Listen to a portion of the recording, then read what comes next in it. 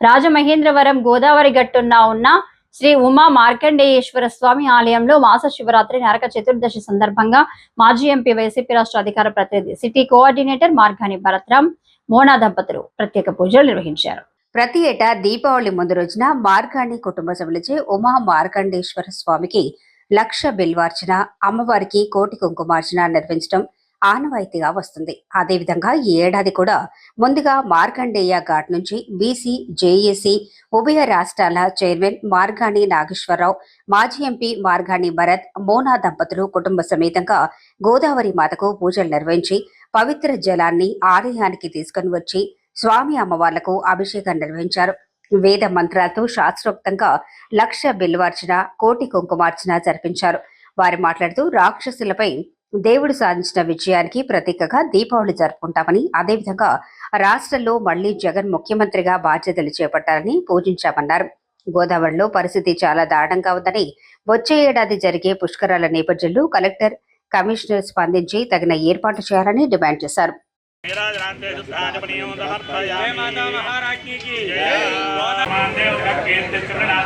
మార్కండేయ స్వామి దేవాలయంలో ప్రతి సంవత్సరం కూడా దీపావళి ముందు రోజున నరక చతుర్దశి రోజున లక్ష బిల్వార్చన, అదేవిధంగా అమ్మవారికి కోటి కుంకుమార్చన కార్యక్రమాన్ని ప్రతి సంవత్సరం కూడా ఈ కార్యక్రమాన్ని ఉదయం నుంచి సాయంత్రం దాకా భగవంతుని యొక్క నామస్మరణలో మా కుటుంబం ఎప్పుడు కూడా ఉంటుంది.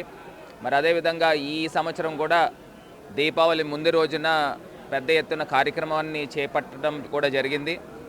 మరి ఇప్పుడే మా తండ్రి గారు నాగేశ్వరరావు గారు చెప్పినట్టు ఏదైతే రాక్షసులపైన విజయం సాధించి భగవంతుడు దీపావళి కానుకని ప్రజలందరికీ కూడా అందించారో, అదే తరహాలో ఈ రాష్ట్రము సమృద్ధిగా ఉండాలి, రాష్ట్రము ఎప్పుడు కూడా కళకళలాడుతూ ఉండాలి, భారతదేశము ఎప్పుడు కూడా నంబర్ 1 స్థానంలో ఉండాలి అని ప్రజల యొక్క సుఖ సంతోషాలని అభిష్టిస్తూ మరి ఇవాళ ఈ కార్యక్రమాన్ని చేపట్టడం జరిగింది. పరమశివుడు యొక్క లక్ష బిల్వార్చన కార్యక్రమాన్ని ఏర్పాటు చేయడం జరిగింది. ముఖ్యంగా ఇంకొక అంశం ఏంటంటే, దీపావళి మరుసటి రోజున కార్తీక మాసం రావడం జరుగుతుంది. మరి కార్తీక మాసము ప్రతి సంవత్సరం కూడా గోదావరి మాతకి పూజా కార్యక్రమం విశేషంగా చేయడం కూడా జరుగుతుంది. మరి ఎల్లుండ కార్తీక మాసం పెట్టుకుని రేపు దీపావళి పెట్టుకుని గోదావరి తీరాన్ని చూస్తే నిజంగా చాలా బాధ అనిపిస్తుంది. ఎక్కడ వేసిన చెత్త అక్కడే ఉంటుంది. గోదావరిలో డ్రైనేజ్ వాటర్ ఎప్పుడు కలుస్తూనే ఉంటుంది. దానికి విముక్తి ఈ ప్రభుత్వాలు కల్పించరా అని అడుగుతా ఉన్నాం. నా టైంలో 88 కోట్ల రూపాయలు గోదావరి ప్రక్షాళనకి కేంద్ర ప్రభుత్వం నుంచి డబ్బులు తీసుకుని వచ్చాం.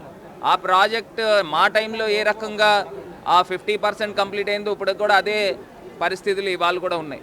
నిజంగా చాలా బాధ అనిపిస్తూ ఉంది. మాస శివరాత్రి సందర్భంగా అదే రకంగా నరక చతుర్దశి మాస శివరాత్రి నాడు రావడం, ఈ నరక చతుర్దశి ఈవిల్ మీద దేవుడు, రాక్షసుల మీద దేవుడు, ఆయన యొక్క ప్రజలందరూ కూడా సుఖ సంతోషాలతో ఉండాలని చెప్పి ఆనాడు శ్రీకృష్ణుడు సత్యభామ సమేతంగా ఈ నరక చతుర్దశి నాడు ఆ నరకాసురుణ్ణి సంహరించడం కూడా జరిగింది. అట్లాగే ఈ రాష్ట్రంలో కూడా జగన్ గారి నేతృత్వంలో మనందరం కూడా ఈ యొక్క ఈవిల్స్ని పారదోలే విధంగా మనం ముందుకు వెళ్ళాలి అని చెప్పి నేను ఆశిస్తూ ఈ నరక చతుర్దశి నాడు రేపు దీపావళి శుభాకాంక్షలని తెలియజేస్తూ